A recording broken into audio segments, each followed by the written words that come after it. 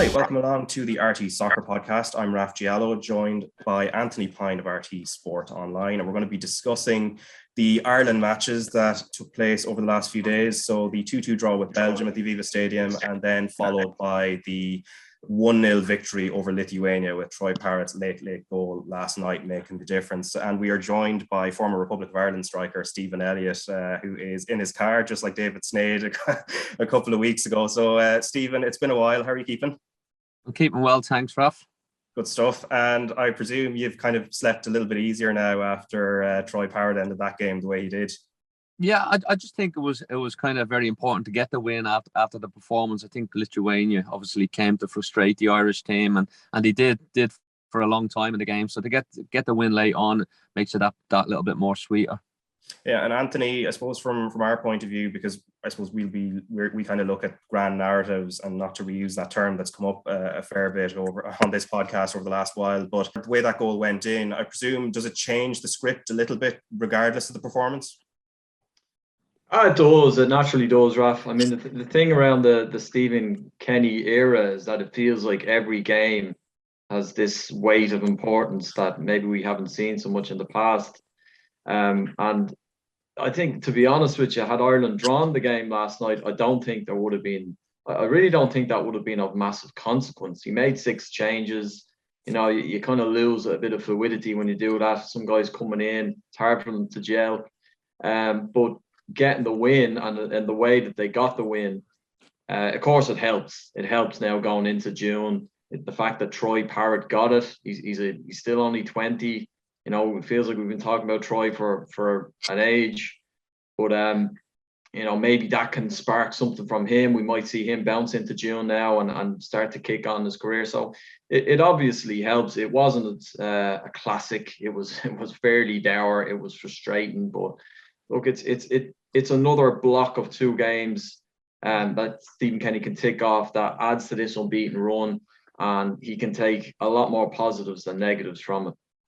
And Stephen, in terms of the shift in mentality, and not even so much the Lithuania game, because I think it was always expected we'd be on the front foot for that, but the Belgium game, in the way it's approached, maybe compared to previous regimes, like I guess was more on the counter just with the quality that Belgium have, but at the same time, the mentality is clearly different in the way they approach it, especially going forward. Yeah, I think so. Listen, Belgium made a lot of changes. We can't come too far away from that, but it was still a really strong Belgium team.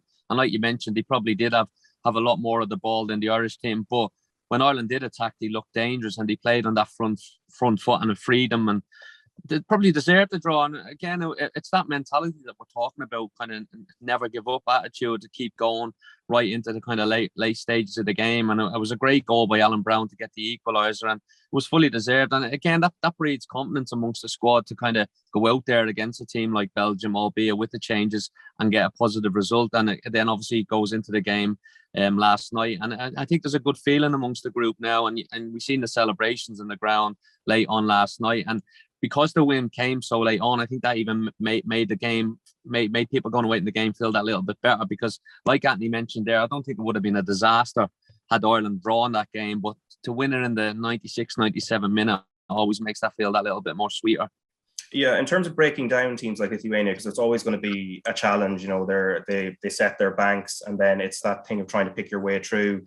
Is the formation, you know, playing a 3 at the back against Lithuania at home, would that be something maybe you think they might look at an alternative for fixtures like that, just to have different bodies around the field in different positions to move whichever team it is, whether it's Lithuania or a team of that caliber, and move that defence around?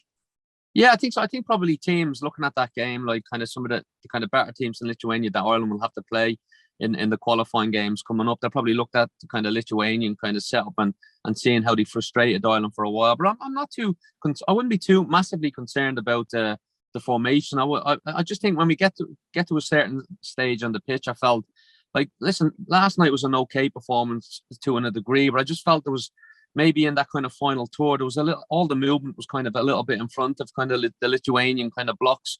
Obviously, Keane, I don't want to come on here and kind of call somebody else, but I just felt Keane was a little bit static at times. And I think we see when Troy Parrott came on, he was the first player to kind of try and make them little clever darts behind the kind of front. I know there wasn't loads of space in behind the Lithuanian defence, but there's still kind of enough space to kind of make these little clever movements that drags the kind of shape of Lithuania out and causes a little bit disruption there for other players to kind of find space. And I think when Parrott came on, he made a massive difference, and it was no coincidence that we started getting a little bit more attempts at goal and looking a little bit more like we were going to score in that game. And yeah, I just think maybe that's something that we can look at rather than the total kind of change in formation. Maybe little certain movements in the final third to kind of disrupt kind of teams that have been set up to kind of frustrate us. But it's kind of learning about your players and who can come in and cause kind of who can come in and kind of make a difference in certain games where it may not be as kind of free flowing as others. Obviously, the Belgian game, they had a lot of possession, so it was a totally different style of game to what last night was. So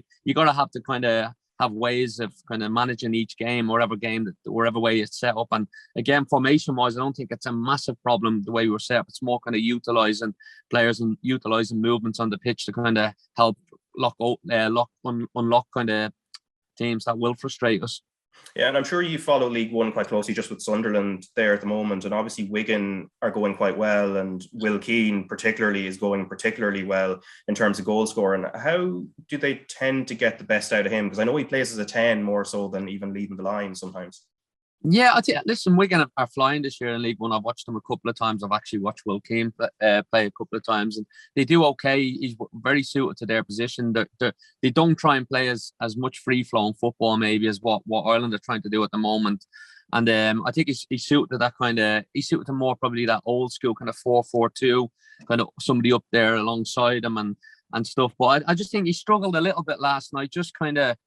Listen, he did okay. His touch was okay at times. So I just felt he was a little bit static at times. And when you're looking for a forward to kind of make these little darts and movements, and I think Parrott, when he came on, he did that. And I think that's probably down to Parrott playing in an MK Don side, who I've watched quite a bit of as well. And they play some nice football. They're kind of a bit of a total football team, and he knows his role, whether he's playing out on the wide side of a forward or right through the middle. I think he's a little bit more, it makes them movements a little bit more natural. And it's just one of them kind of, again, Stephen Kenny would have learned a lot from that last night about which players can come in and kind of suit his formations or his way of playing. And that's why friendlies are there. That's why you play these friendlies, to try and fine tune your team and put your ideas across. So when it comes to these games that matter, not saying that friendlies don't matter, but like when the competitive games come along, you're more ready for them.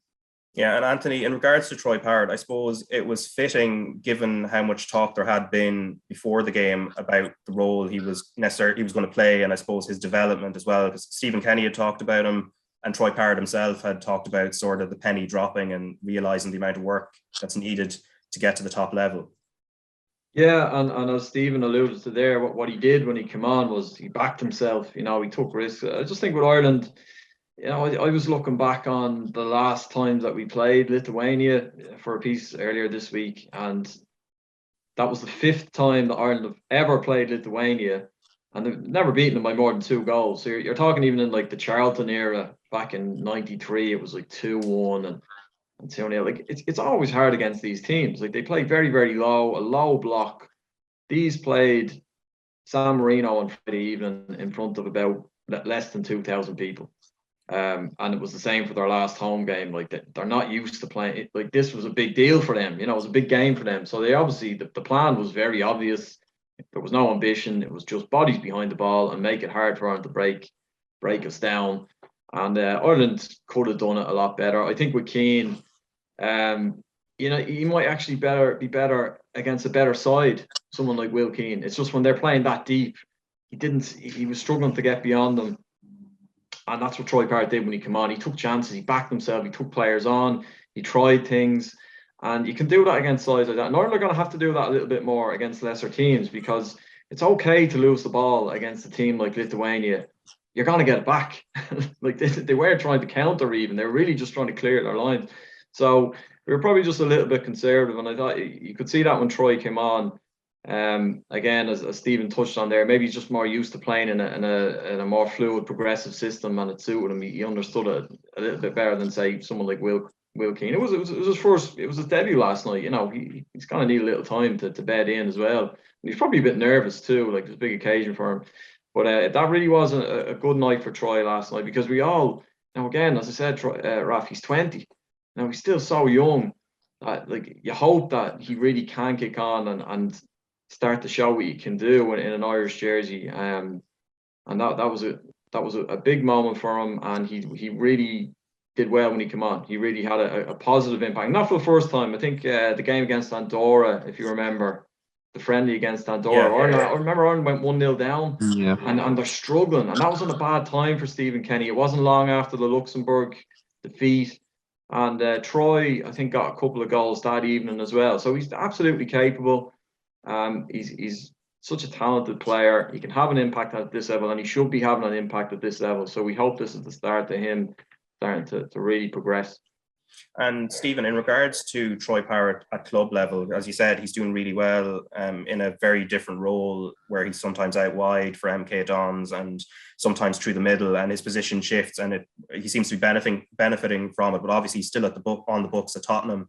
Where do you see him next season? Is it again another loan?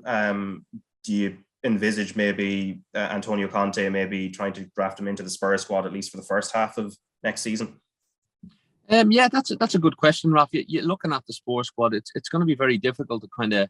You're thinking even now. It depends obviously what happens in the summer regarding transfers and stuff. Whether Harry Kane stays or players come in, and probably a little bit to go on before we have a fully idea what's going to happen with Troy next year. But I do think worst case, it wouldn't be the worst case scenario for him to go off for another year on loan. Like Andy mentioned there, he's only 20 years of age, so he's still only a young pup, and he's probably had a lot of hype on his shoulders from a fairly young age, which probably isn't the greatest thing at times for a young lad. You can kind of lose yourself a little bit at times, but yeah, maybe going on loan, maybe playing the championship next year. I know MK Dons have a really good chance of getting promoted this year. They're kind of running down Wigan and Rotherham for the automatic positions as well at the moment. So potentially there could be something there if MK decide to kind of, if they do get promoted and decide to keep him on at a championship level, that would be kind of another test for him again at a young age. So I don't think it'd be a disaster for him to go on loan again next year and get some more regular football, because I still,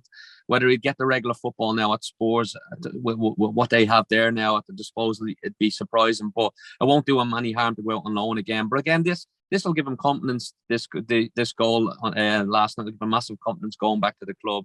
I think we have to look at the goal as well. And I know we're talking about the impact, but it was the technical ability to score the goal. There's not many players, I don't think, in that Ireland squad that would have that kind of technical ability to go and do that. Like, even his volley with the keeper save not long before his goal was great technique, and kind of that's quality. That's kind of quality that he has, and I don't think there's many. We're not kind of privileged enough at the moment to have a lot of players in the Ireland squad that are capable of doing things like that. So I think we have to be careful with him to kind of make sure that he's coming into the squad's confident, because like we seen last night, he could be an absolute diamond in this squad going forward. And I think Stephen Kenny will be fully aware of that, and he's probably trying to be clever with him not starting the games at the moment with him being so young. But he seems to me that he has a kind of mature head on his shoulders when he speaks. Even after the game, he speaks very well, Troy, and he knows kind of what is needed for him. So no, it's an interesting one. But regarding kind of even positional wise, I think he's capable of playing through the middle, and like he does at club level, he can play out wide. And that's another thing. We're talking about Ogbene, who's done really well as well since he's come into the international setup again. He's playing League One football, albeit in a different kind of formation that what Stephen Kenny is utilising him as. But he's somebody that I look at, and I think he could potentially play through the middle himself, kind of as that kind of target man. There's obviously Robinson there. I think we have got players that can play certain positions. Ogbene, for me, He's kind of got quick, he's pacey. The one thing I will say, he probably need to be a little bit cleverer with his movements in the box. He kind of, sometimes you're watching his movements and he kind of ventures into them offside positions, and that'll take time. And obviously, he's never really played through the middle, so that'll take time. But I do think there's something there. Like we've seen, obviously, he had a couple of goals disallowed last night, and obviously he wasn't offside. The second one was James McLean, but you're just looking at his movements, even there against the Belgian game a couple of times, he's a little bit eager to kind of make that movement, which he doesn't have to, because he has that pace and that kind of strength to get across players. But no, I think it's exciting times from an attacking sense for Ireland. And again, you have to give Stephen Kenny credit, because he did take a bit of stick at the start of his regime. And listen, he still has a lot to prove, like obviously when it comes to the competitive games. But I think he'll go away from these last couple of games delighted with how things have gone. Yeah, I did want to mention Ogbene, because obviously he's become a bit of a cult hero figure, especially at the Viva with the home fans. And he could have had a couple of goals last night. As you said, he strayed offside a couple of times for those, but he's now scored 3 international goals in a short space of time. From an Irish point of view, because at Rotherham, he's playing often as a right wing back, but for Ireland, he's obviously playing further forward, part of a 2 or a 3 in the forward line. Does the next move for him at club level, does it have to be somewhere where he's necessarily going to be deployed in one of those 3 forward roles? Yeah, I think so, and I think that's something that as well with Ogbene, the type of player he is. I think he's more than capable of going at playing at a higher level. I think the way he plays, he's physically strong enough, he's athletic, and I think he's starting to kind of, you can see him now when he's playing, he's confident. Even early on in the game last night, he's picked up the ball 25 yards out and he's took a touch, he's had the shots, took a bit of a deflection, but that's all confidence. That's a belief in yourself that, you know what, I'm willing to kind of step on here and have a goal, have a shot on goal and potentially score a goal. And that comes with, like you mentioned, scoring 3 goals in 6 international games. But he'll be going back to club level now and he'll be in a really strong position. I'm not too sure of his contract situation at Rotherham. I don't know whether he's got a year left, but I think he'll have a lot of clubs looking at his kind of potentially sign him, even potentially some Premier League clubs. That's what I would be even thinking now with the impact he's had on international football and his style of game. I think there's a lot of teams in the Premier League that will be fully aware of him. I'm not saying he's definitely going to get a move to the Premier League. Obviously, Championship clubs will be aware of him with him playing that well. But I think he's club level. He needs to be playing in a more offensive role because we can see the damage he causes. I'm sure he's capable of playing in that right wing back role because he's athleticism. But I think to get the best out of him, he wants to be in and around the box, scoring goals, creating opportunities, which we've seen him doing in Ireland short. And listen, he'll be full of confidence. And I think Rotherham again will be looking at that, whether they'll be able to offer him a new contract, or whether somebody else come in and pay a few bob for him. I'm not sure, but his stock is really high at the moment, and it's just great that he's an Irish player.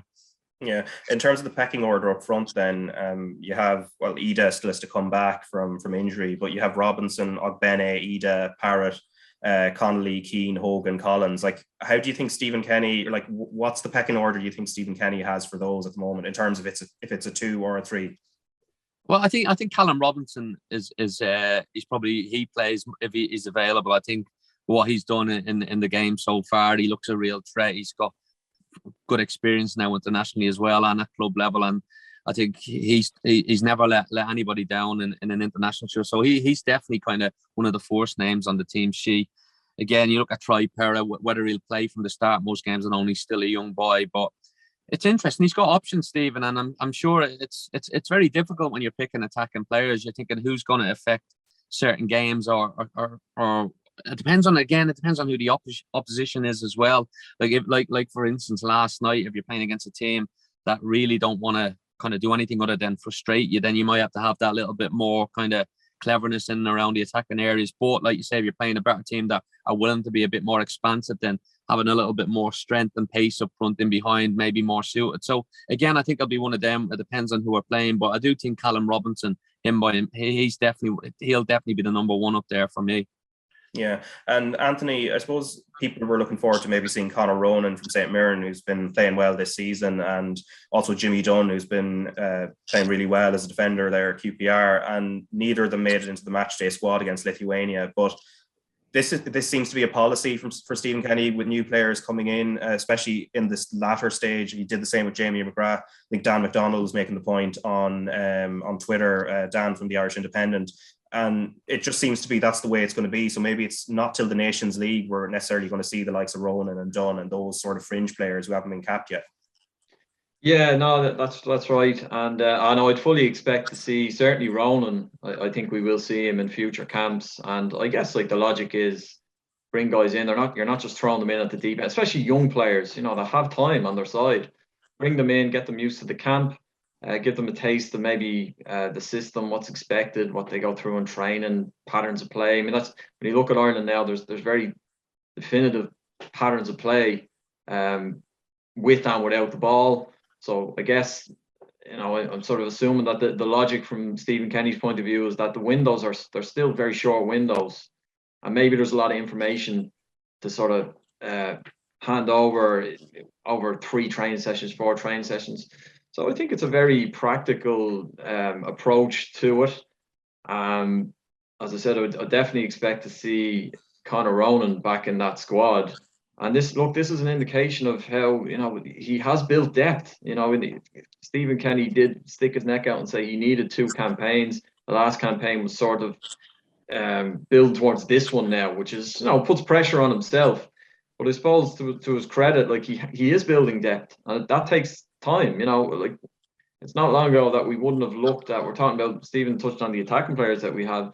It's not that long ago that you would have looked at it and had Aaron Connolly. You're building your attack around Aaron Connolly, and before him, Obafemi there was big hopes about him. So it's almost like you got to get on the train now, and you got to take your chance when it comes, because he's building competition in all areas of the pitch. Like, I thought Nathan Collins last night was excellent at centre half. There was times when you're talking about how to shake teams that sit in a low block up. He's able to step out and very comfortable stepping out in defence and maybe breaking lines and moving players around.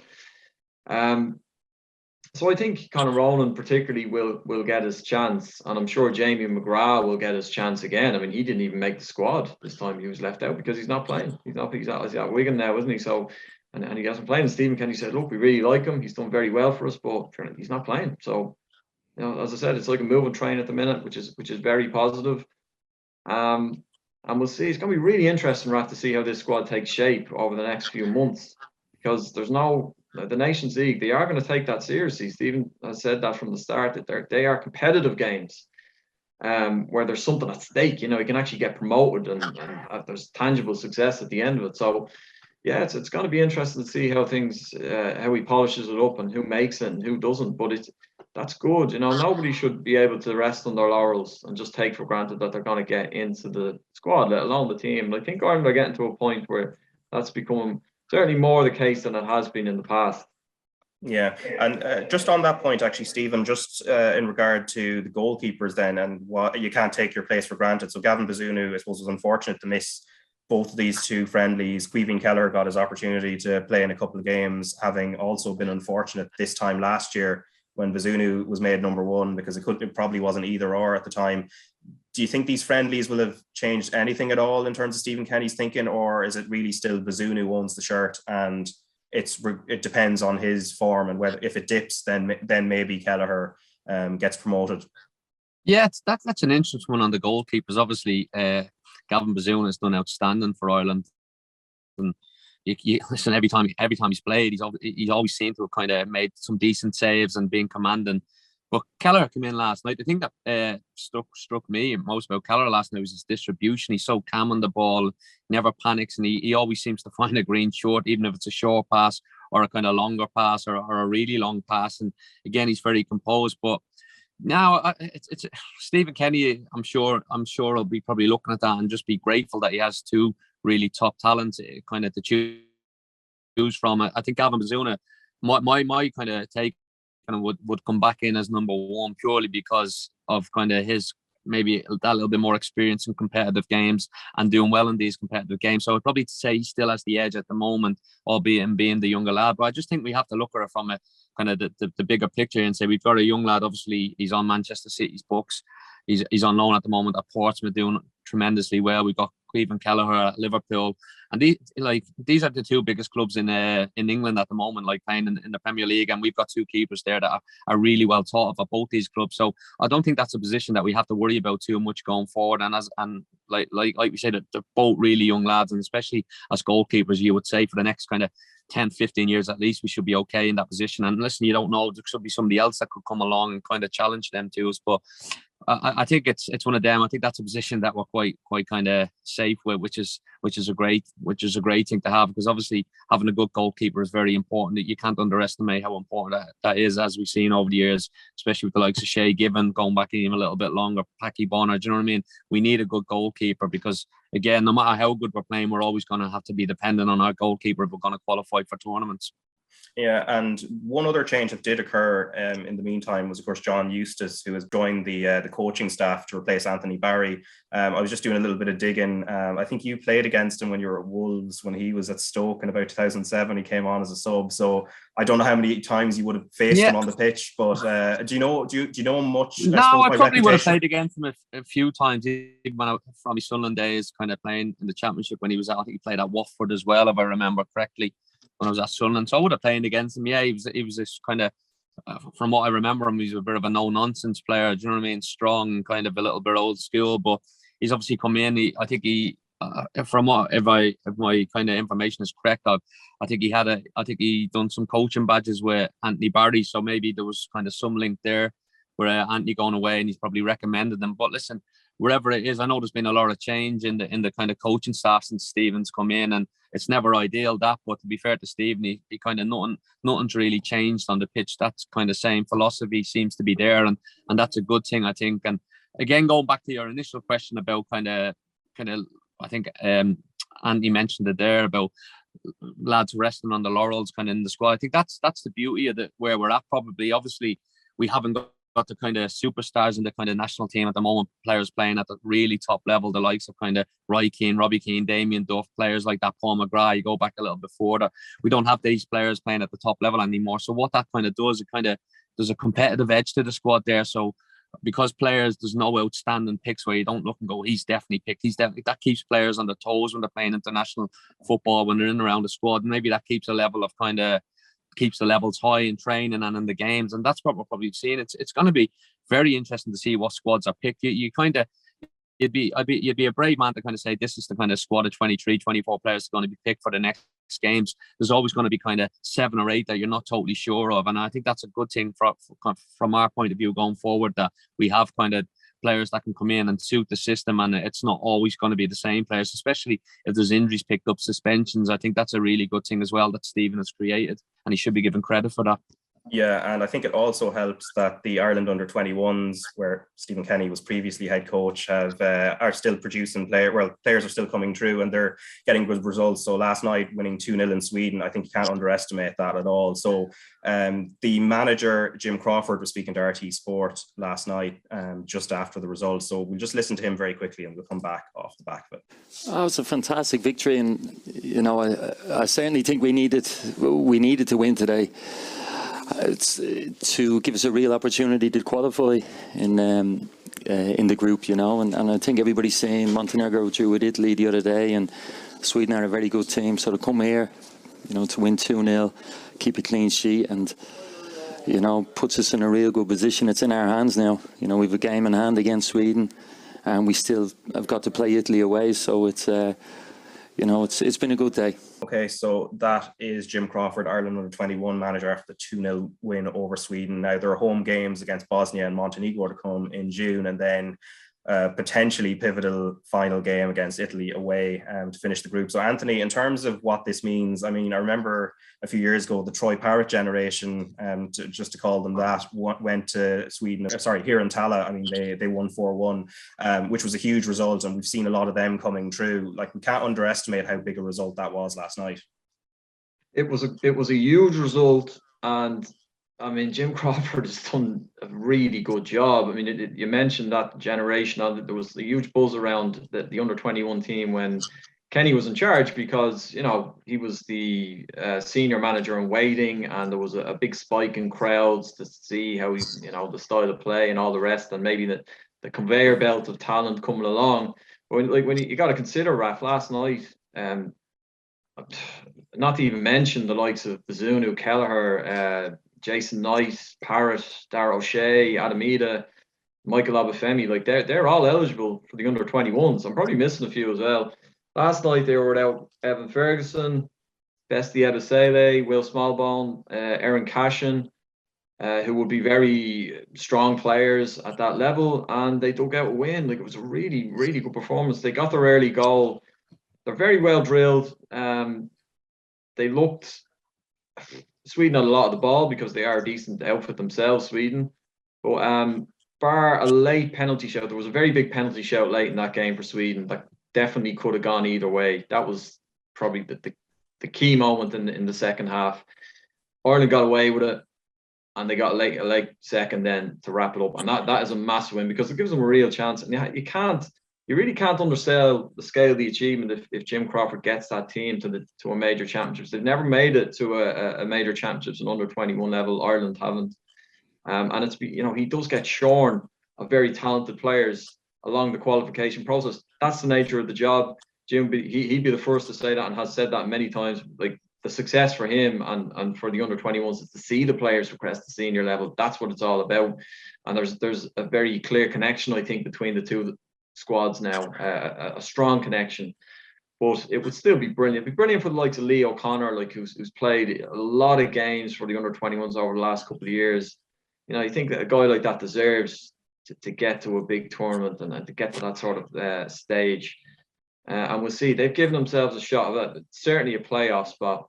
And yeah, fingers crossed. It would be a big deal, and it would be a great achievement.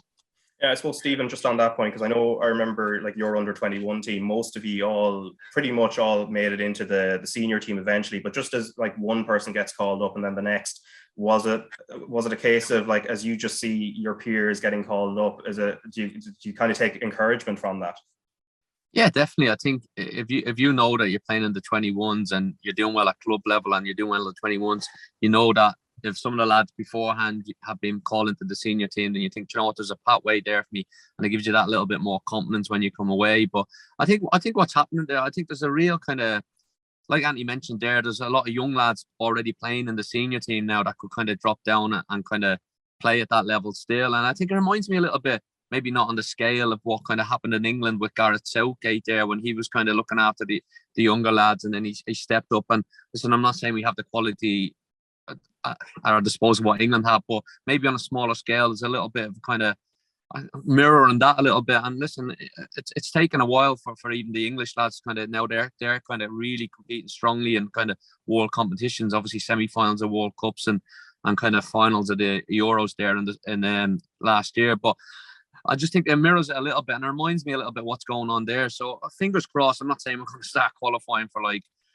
European Championship finals or World Cup semi-finals, but it might be something there where there's a pathway through, and like you say, rather than one or two being kind of filtered in at a time, we're seeing a case where there's 4 or 5 of them coming in and having an impact as well. And I think if everybody's on the same hymn sheet and there's kind of a way of playing all the way through the kind of from the 21 straight into the senior team, I think that can only mean positive things going forward. And I think that's what Stephen has done. Like, I think he's looked at it from the outside when he wasn't there and thought, we need this kind of to change. We need something to change long term. And like you mentioned there, he needs a couple of campaigns. And listen, Stephen Kenny's took his criticism and he's took it well. He's got his head down and got on with the job. And I'm hoping once the competitive games start, we're kind of starting to see the fruition of what his plan is. And again, it's very exciting times. I think if you're an Ireland supporter, I really think there's a belief there now in the squad, and that's whether you're in the squad and you're not in the squad and you get called back into the squad. Everybody knows what's required of them when they're playing for Ireland, and I think that's something that we didn't always have. Yeah, and there's definitely belief in the Ireland women's senior team as well. And coincidentally, they're also due to be playing in Sweden on the 12th of April in a huge qualifier. So it's the resumption of the World Cup qualifiers. The Irish team, Vera Pauw's team, in a really good position at the moment. Second, Anthony, the squad is being named for that this week. Obviously, Savannah McCarthy is one of the people who will be missing out just due to an unfortunate injury picked up in the last few weeks. But in regards to what to expect in terms of squad, will it be largely continuity? Yeah, I think so. I think that the key question just would be around who would replace Savannah McCarthy in defence. It would probably be Diane Caldwell, which is a very experienced operator, playing well for Manchester United in the Women's Super League as well. So Diane will probably come in there. It's a desperate shame for Savannah McCarthy because she's had a brilliant year. Like, she's been outstanding for Ireland since she came in. She had a great game against Australia and the friendly win against Australia, which was a game that sort of felt like it sparked a good run for that team because they had a long losing streak. Vera Pauw was playing very high ranked teams because she felt that was the best way to develop her own side, to play against quality. But as a result of that, Ireland lost, I think, maybe 6 or 7 on the bounce. And now they've got the benefits of that. You've seen it in some of the games. They were unlucky against Sweden at home. They lost 1-0. It was an own goal.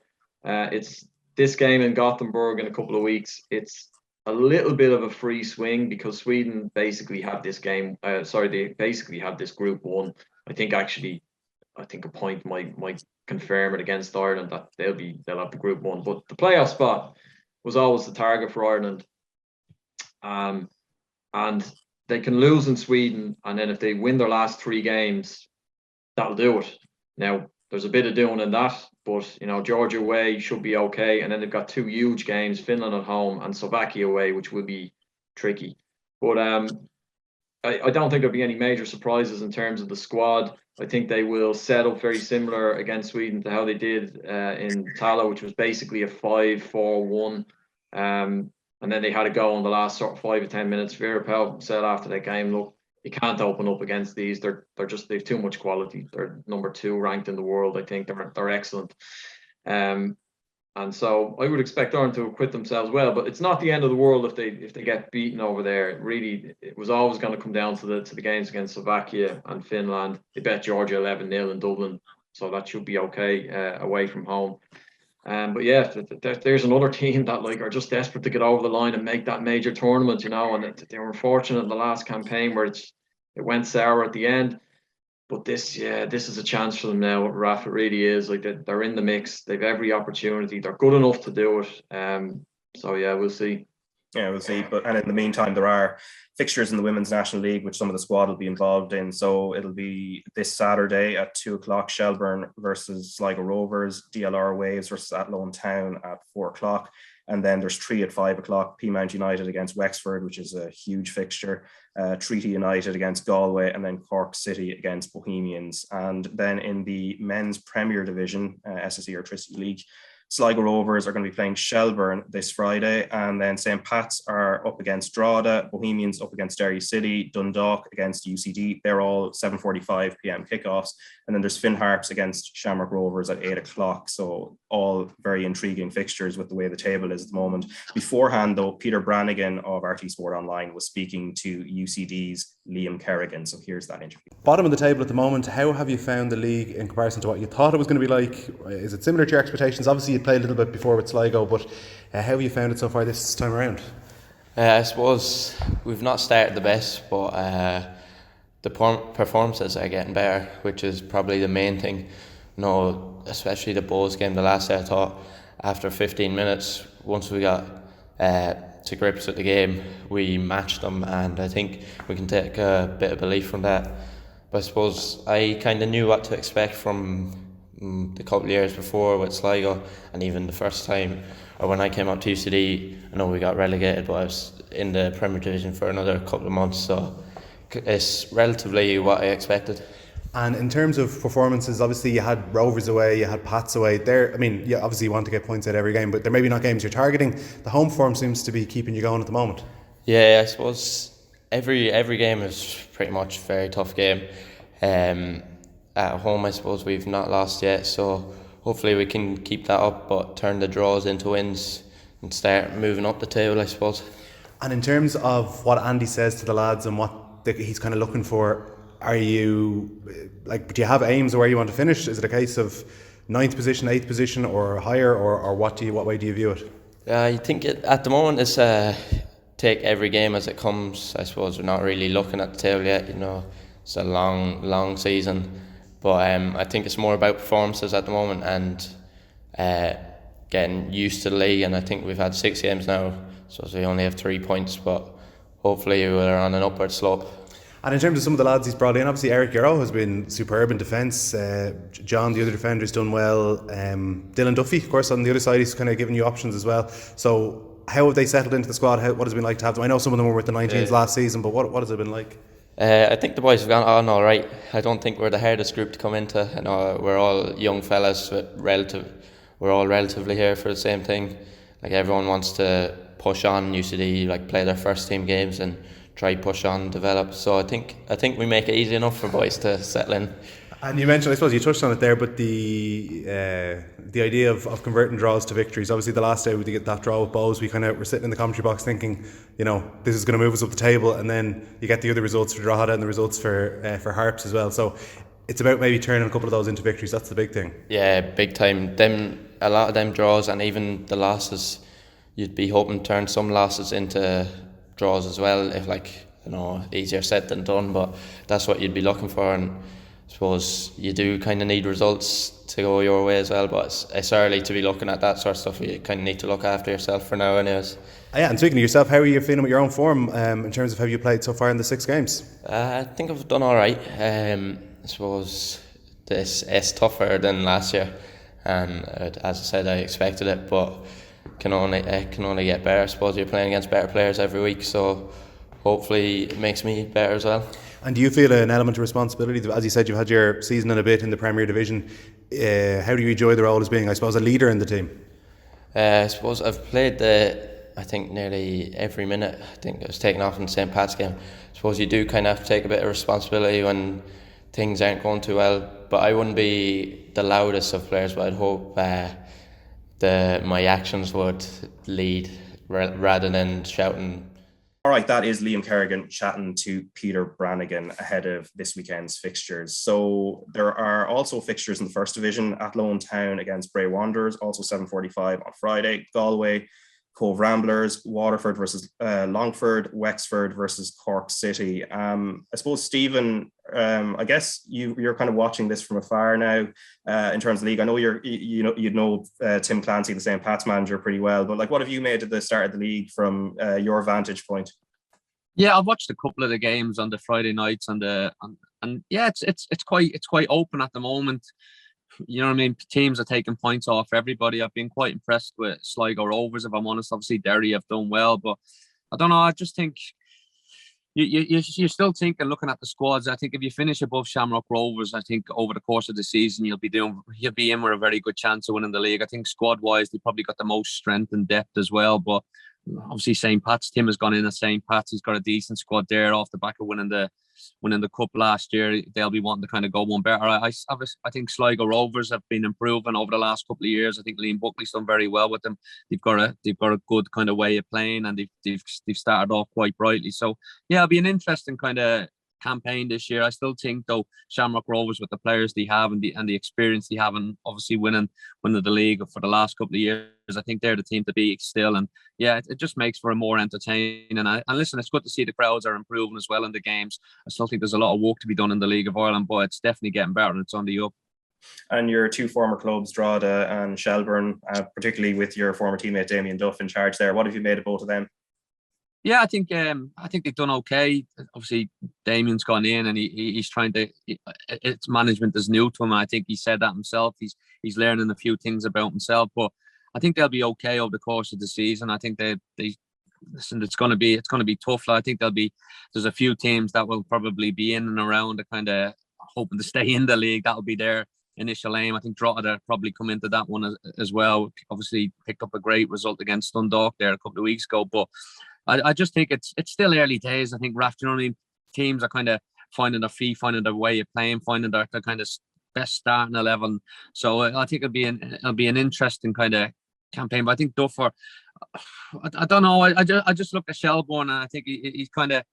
There's a squad play. There's a decent squad in there. I think once they click, they'll start picking up a bit more kind of wins regularly. But again, it could be a long old season for Shelbourne and the likes of Drogheda, and obviously Finn Harps are usually there or thereabouts in kind of them positions down the bottom of the table. But listen, who knows? Anything can happen if you get a good run of results. Yeah, and there's definitely a very, very long way to go as well. So before we can start making predictions about where teams end up. But in the meantime, also, we have an interview with Lee Desmond. So that went out on Monday.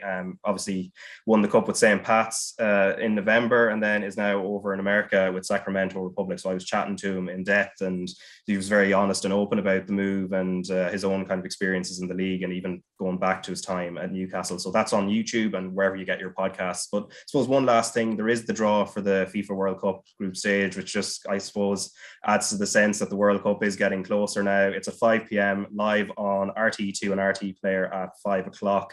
And we'll also have a live blog on RTÉ.ie. I don't know if you're going to be tuning in for that, Stephen.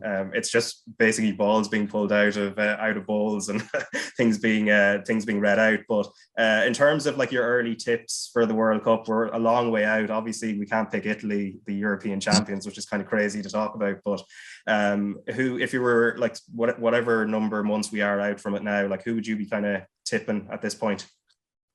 I'll probably go Brazil at the moment. I think they're playing really well. Pretty well. Obviously, another 4-0 win for them last night. But I don't know. I think it's just in Brazilian. I think the weather, obviously, in Qatar will be hot. They'll be used to the weather, and it's been a while since they've won the World Cup. I think Brazil is everybody's second favourite team, so they'll probably be the team I would probably be rooting for, and I would imagine they will go far as well this winter. Yeah, and Anthony, I suppose I'll throw that one at you too, because we'll be keeping an eye on that. Yeah, no, I think I'd be thinking along the same lines as Stephen. But look, you know, we may have seen a contender at the weekend. You know, when you consider that Belgium left like all their frontliners at home, because the whole purpose of that was to build squad for the World Cup. All those guys who came in were auditioning to get into the squad. And when you look at like the quality of players like Tielemans and Batshuayi, and like they've got a lot of good players, and it feels like, you know, we've been talking about Belgium, this golden age and this golden era for quite a while. I'd expect them to go deep, and yeah, within Belgium, they would expect to be one of the contenders. So I would say Brazil, but dark horse, if you can call them that, Belgium. Yeah, you mentioned the heat there, Stephen. Just one final point before we let you go and kind of finish up. I think you were part of that 2003 FIFA World Youth Championship squad, weren't you? Where you were playing out in the United Arab Emirates around November and December. What were the temperatures like? What was the experience like in that sense, in terms of how you dealt with it? Yeah, it was different, that's for sure. Obviously, it's totally different to playing in Europe. Like the way it's more the humidity rather than the heat. Raf, when you're playing, you can't catch your breath at times. The pace of the game is a little bit different as well, because you can't listen. If you're playing in that kind of humidity, you can't be held for leather for 80, 90 minutes. You kind of have to manage your kind of attacks and the way you're playing, and that's why I just listen. England, we can't look too far from England, because they've done really well in the past two tournaments, but I just think they've missed the boat a little bit with they probably should have.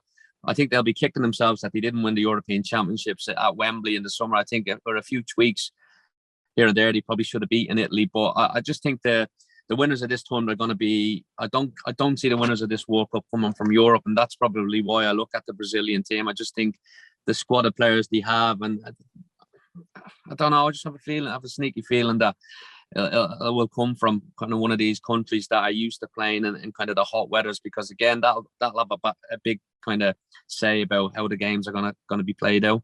Yeah, and I think Brazil won that tournament, if I recall, the one that you were playing in. So it would kind of be coincidental in that kind of form as well. But anyway, I think that brings us to an end. So Stephen Elliott, thanks a million for joining us. We'll be back next Monday. Anthony Pyne, thanks for coming on as well. Thanks.